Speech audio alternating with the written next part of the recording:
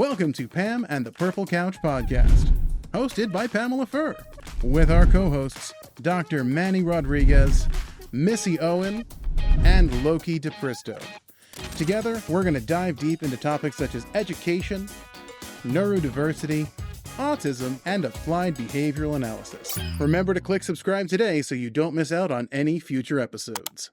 Hi, friends and family, and welcome back to Pam and the Purple Couch podcast. Today, we're going to piggyback on one of our previous episodes, WTF, What's the Function? So we talked about what is the function of the behavior, and currently there's 4 main reasons that anyone is going through a behavior. We can go through each one of them, and as we are going to, I'm going to stimulate them here on the couch. So you see, we've got wonderful, we're sensory, we're looking for it. Oh, could you like to feel my wonderful purple couch pillow? Oh, Missy, it's so wonderful. So this is our sensory, our tangible. We want to hold it. This is mine. If you come touch my pillow, I'm going to beat you down with it. That's another behavior.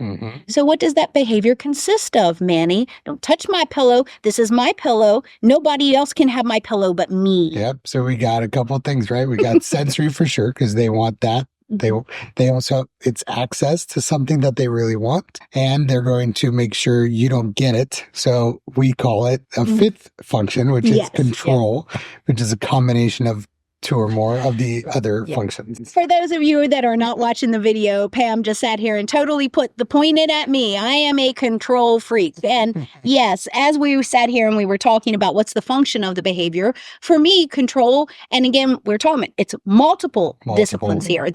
I'm looking because number 1, nobody else can have it. Why? Because nobody else can screw it up then. And then I'm going to go clean up after anybody else, because if I just do it my way and I do it the first way, at least I'll know it's right. I think a lot of us think about that. Oh, yeah. Like you were saying, oppositional defiant, you know, compulsive disorder. Remember, we were just talking about cleaning house. Oh, yes, that's Pam, number 1. And the reason I'm pointing the finger at me is because by doing this, I'm showing you all, even by looking within, some of these cross functions that I already recognize. Right. I'm also attention maintained. So what does that mean? What is another function of the behavior? Well, attention. Whether it's good, whether it's bad. Social media. Oh, Example.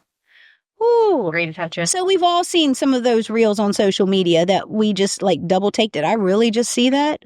Okay. Well, yes, they've learned to milk us. They have marketed us to a T, because we know that we're looking for attention-seeking products, behavior, anything that will get your attention. And you know what? It can be good. And it can be bad too. Yeah. There's no difference when it comes to attention, especially in a child's eyes. The child does not care if that teacher is scolding them for flipping the desk over or praising them for doing a good job on their work. Regardless of the reason, they are getting exactly what they want. Right. All attention on them, not on anyone else. So how do we then take the behavior now that we know the function? We know why they're doing it. What do we do with all the junk behavior we see in order to shape and redirect? Because that's what we're going to talk about today. We're going to talk about shaping. And what does shaping mean? So let's say that for me, OCD is my house. You can eat off of my floors. I grew up where my grandmother vacuumed her house every day. Every single day. Why? Because a clean carpet had the lines in the floor. Okay. Oh, yeah. The zigzags. You know, yes. Yeah. Oh, exactly. You know, my mom would come home from work, and, you know, again, single mom, she'd put her hand on the back of the TV. That was to see if my sister and I... If it was warm. Oh, yes, because if it was warm, that means we were watching TV enough that, you know, again, not flat screen. These were those box televisions. Was the tube hot in the back? You know, were they actually doing homework, cleaning house, or were they watching TV? Yep. Most of the time we were watching TV. And then it was, oh no, mom's going to be home in 20 minutes. Get the house clean, do the dishes. And we're literally now trying to avoid mom knowing. So what am I doing? Avoidance, escape. Last minute procrastination to escape, avoid. How do we prepare for this though? As parents, as adults, when we start to see why our children are behaving the way they do, this becomes a completely different ball game. Oh yeah. So imagine as parents, and I like to use this analogy because, of course, Loki's getting into ABA. He's been doing ABA, but now that he's learning it from the outside looking in, a lot of times I use the analogy, like when I said, the ball game. Mm-hmm. Okay, so imagine looking at a child as a baseball game, and you've never learned baseball ever. Or let's say that you've been culturally blocked and you know football, but football to you is what the Americans, it's soccer, not the pigskin. So all of a sudden you come to a football game and it's a bunch of big, huge 300-pound guys throwing a football and they're not doing anything with the ball on the ground. Right. Okay, what are you in? You're in for a shock. Oh, yeah. You know, it's completely new to you. Yeah. I like to look at that as parents looking at a child. You know, Yeah. without the information, without the clinical or education background, when a child reacts and you have no experience with kids before or background, oh my goodness, it's simply, is that child possessed? What is going on? She's shaking her head. She's flipping tables. Oh my goodness, is this, Manny, what's wrong with this kid? You know, we've all been there as parents, you know, and at the same time, as much as we don't want to admit it, we've also been that onlooker that has seen the child having the crisis, having the meltdown. But if you can actually break down, just like understanding the soccer player to the football player, if you can break it down, it becomes more of a play when you can sit back and go, okay, so why is Sally flipping over the desk and now she's laughing in the middle of all this chaos but she's having a great time now. Yeah. So what was this? Well, now we can sit back and go, well, didn't you see Johnny got the teacher's attention because he was eating his cereal or breakfast very quietly and nicely this morning. Sally didn't have breakfast and wasn't sitting quietly and nicely and didn't get any attention. Well, you'll learn your lesson real quick, teacher. You don't pay attention to me. Well, hello, here I am. Those little things. And think about it. It could have been avoided if simply when I was walking by little Johnny and I said, hey, Johnny, what a great job eating your breakfast. If I could have said, good morning, Sally. How are you today? How's everything going in Sally's world? Because see, that's all she wanted. But you avoided talking to Sally. And what the most teachers don't realize, you avoid those students that cause you a lot of those problems in class. And if you actually turned your own behavior to the child, you could eliminate a lot of those behaviors. I know in my teaching background, I've loved the more problem behavior children. Those become my favorites. I know we're not supposed to. I'm just real. All teachers, all parents always do. Just like two parents, two children in the household are going to get two completely different experiences. You may try your best. Manny, with his household and his 5 children, are all going to get 5 different versions of Manny. Oh, yeah. They are not getting the identical version. So every single one of those children are being raised differently. So let's get rid of that notion that just because you are mom and dad, you are the same mom and dad to every child in your house. You're not. No. And if you already think that and you have that mindset, well, we've got to first start your crisis. And we have got to get you to realize that your personality changes with every interaction you have with any human being. My interaction with Missy will be differently than my interaction with Manny. It may be very similar, but it will be different. And so as we grow as parents and as adults and as human beings, if we as a social society are looking at personal expression, then we also have to look at, okay, well, what's the function of that behavior? Because that's still an expression, which is a behavior. And if we go back to these core 4 principles, which again, the 5th one, like Manny wants to bring in, is our combination of multiple functions, which it is. I mean, it really is. Control, it really, truly is, because you have to use the others in order to pull in control. And it's been brought up, and one of the things we talk about, so you say, what's the function? We always have to remember behavior is always in context. So whether it's a child in a grocery store having a tantrum on the floor, or a child flipping a desk in a classroom, Yes. or an adult missing an action item in an executive meeting. So context, right, is very important because when you ask the question, what's the function, you have to consider what's the context. So in the context of a child in a grocery store having a tantrum, it's probably because they want access to something like a candy bar or a sweet treat or something that mom and dad said no. Probably. Just kind of painting a picture that we all probably have seen. Versus in a classroom environment, Johnny throwing the desk around is probably because he's seeking attention because he's not getting it the way he wants it. Now that executive team member forgetting that action item, well, there might be multiple reasons that they didn't, right? They might have avoided it in the last couple of weeks because they prioritized something else and neglected it. And then now they forgot to procrastinate the night before and get it done, right? Or maybe it's because they're seeking attention for help, right? So an adult person is very different, right? But maybe they're like, look, I didn't get it done. I need help. And so now they need that type of attention. So the context is super important. But once we get through the context, then answering the question, what's the function, is super helpful. Yes. Depending on what the function is, you can use all sorts of strategies. And the two that we wanted to focus on today was shaping and redirection. Yes. So let's talk about the function of behavior if it's attention seeking and using shaping and redirection. And so me. Here's a fun example, right? So, or the mommy, Yes. daddy, right? So I have that in my household many times. So how do we shape or redirect? So I'll take the redirection because that's to me is more common in my household. So daddy. So we say, excuse me. Say, excuse me, daddy, because I want to redirect the way that they want attention. Yes. And my younger kids can say, excuse me, daddy. And so once I get, excuse me, daddy, then I give attention. And all of that is to minimize the daddy.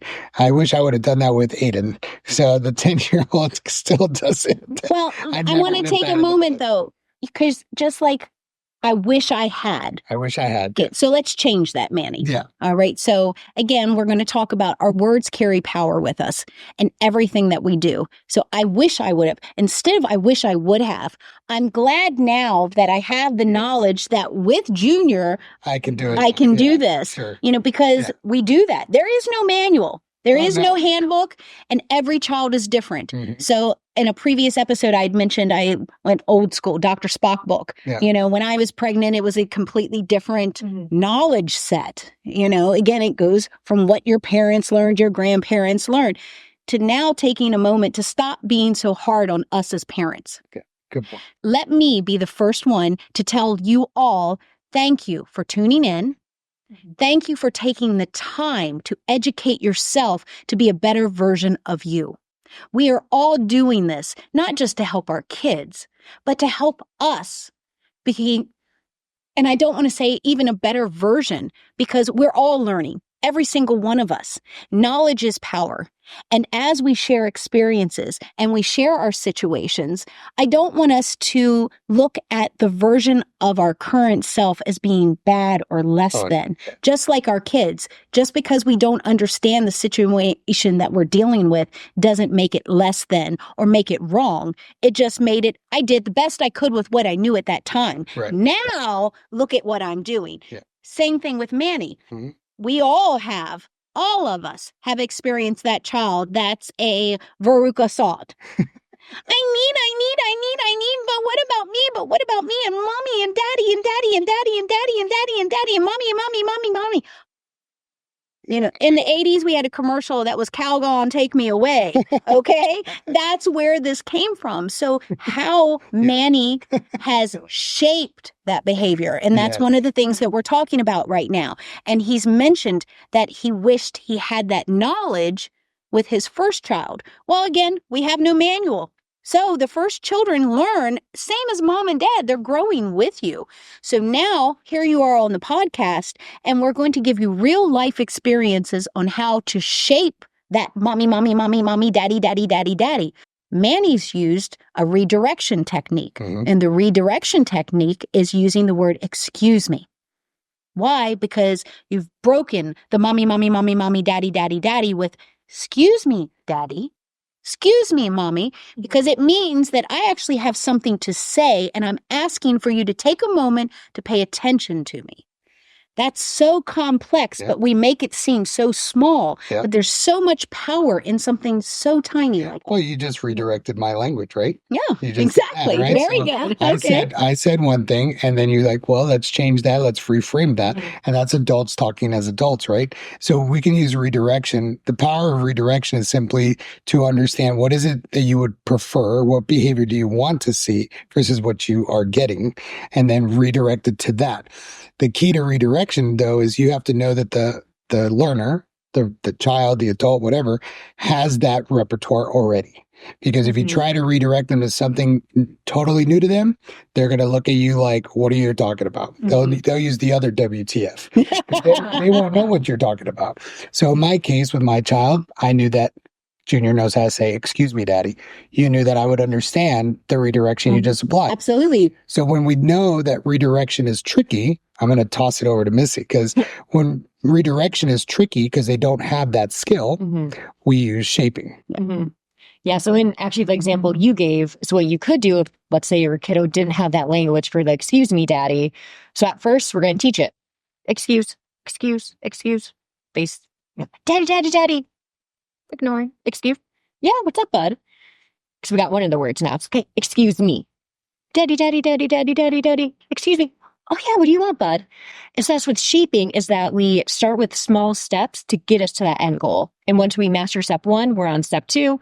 And now we're on excuse me. You just saying excuse, that's not going to work, man. You saying daddy, that's not working. Take 1 second and explain to our parents what you did in the ignoring section, though. Oh, yeah. So with the ignoring, we call that planned ignoring. So that key component is to ignore the behavior, not the child. So that instance, the behavior I'm ignoring is daddy. That means nothing. And still keep an eye, make sure you're staying safe, but that gets ignored. If you maybe raise your hand or walk away to do something else, or just stop talking even. I like your quiet voice. You just kind of reinforce those little things. And acknowledging back to the child. So Missy's point there is there's a difference between ignoring and planned ignoring the behavior. So the me, daddy, mom. Okay, all of that good, wonderful junk that's going on there. The attention seeking, waving. She's already told the child that we're shaping that because I'm looking for a key phrase. And if they don't have the expressive language, just like Missy said, if they move to a different toy, or if they raise their hand, or if they just all of a sudden get quiet, it's the acknowledgement that must follow. It is very key. And that's when you'll hear us talk in this podcast about heavily praising someone. If we are going to get specific. Yes, because like all of a sudden, the child now realizes, wait a second, I just was quiet and I got her attention. Ooh, then it's going to go like this. Mommy. And then that's that planned ignoring again. And then all of a sudden, I'm going to get quiet. Oh, I like your quiet voice. What's up? Mommy. I like that shirt you're wearing. I have Peppa Pig. Of course. Oh, thank you, Mommy. But that's how we're doing it, because what we're doing is not ignoring the child. What we're ignoring is the mommy. Daddy. I want. That's really what we all want to get away from.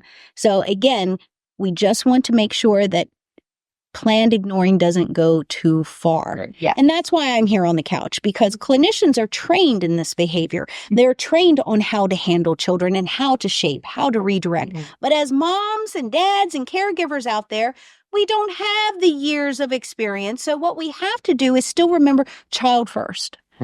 Child first, and then you open up the toolbox. And in that toolbox, you'll feel, okay, I can't handle that high pitch scream. We're doing mommy, daddy.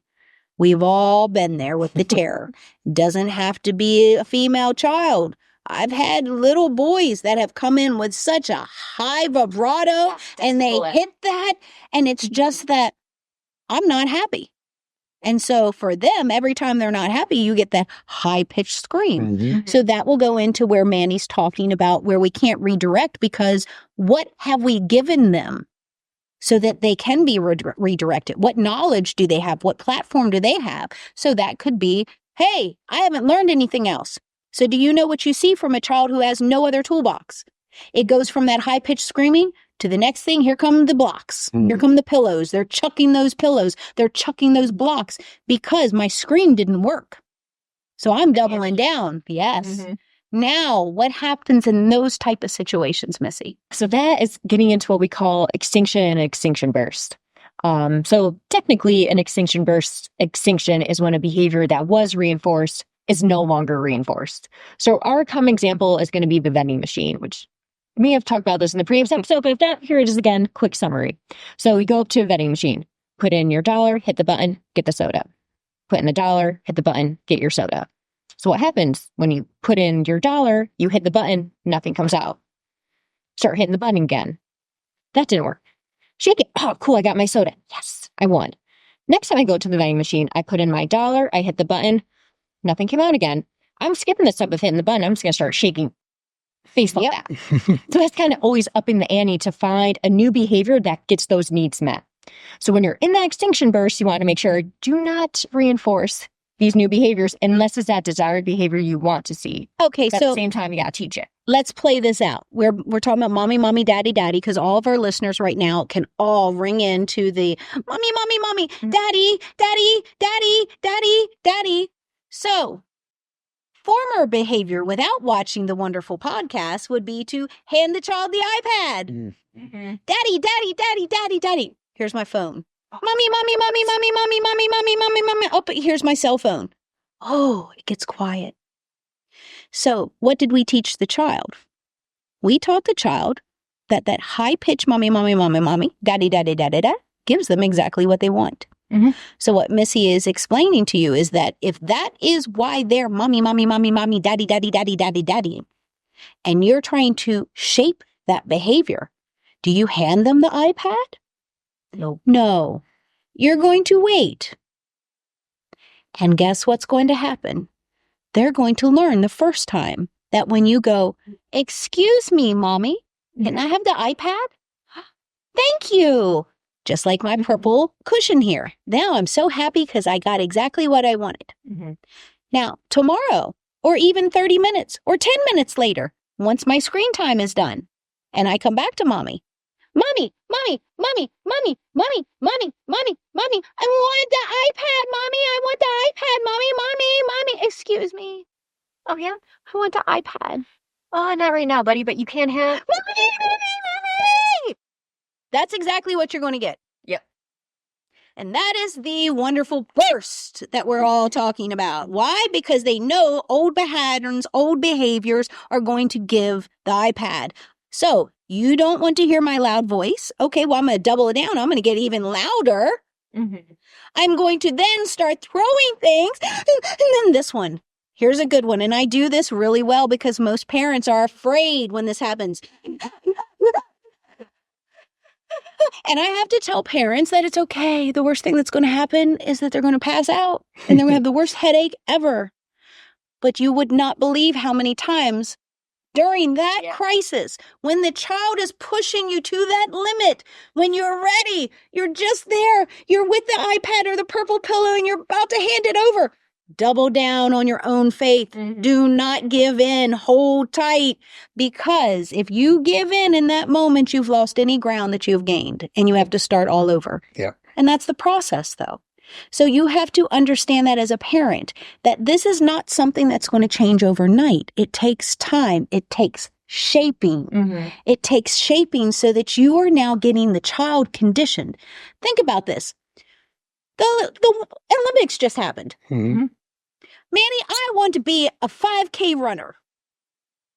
I don't run, but I am going to go run this 5K in 2 weeks. I'm not going to train for it. I'm not going to put any training in. I'm just going to show up on that day and I'm going to run this 5K. Power to you. What do you think is going to happen to me? I'm either going to fall flat on my face, I'm going to make it 1 mile, or if I do push myself, I'm going to have shin splints, I'm going to have tore down arches. We go into the ER. Exactly. Why? Because we didn't take the time to train. And these skills that we're giving you, when we talk about the function of the behavior, when Manny talks about redirecting, when Missy talks about shaping, these are all tools. Just like training for a marathon, training for a race, you have to slowly put one step in front of the other. Just like with your child, we can't redirect if they don't understand the terminology. Right. So you have to then start shaping the behavior so that we can go from mommy, mommy, mommy, mommy, mommy to, excuse me, to, hey, mom, these conversation starters. Now, guess what? Not only are we building vocabulary for our children, we're building patience and we're building acknowledgement. And what does that acknowledgement brings? It brings security. It brings confidence. Because when you also have a child that is being placated by simply, oh, would you just stop it? Oh, here, just take it already. That's really not what the child wanted. The child wanted the attention. And attention can come in so many different forms. And like Loki has said, it's understanding your child, getting into their window, whether that's learning their social media or if that's learning, their favorite game, their favorite character at that time. That's what we would like you to take into your home from today's podcast. Today, we want to talk to you at home about your experiences and how we can take our experiences to help you. So if you have any further questions that come up on this topic, we're only an email away. info@PamelaFurr.com, and we'll answer all of your questions here live on Pam and the Purple Couch podcast. Until next time, see you guys.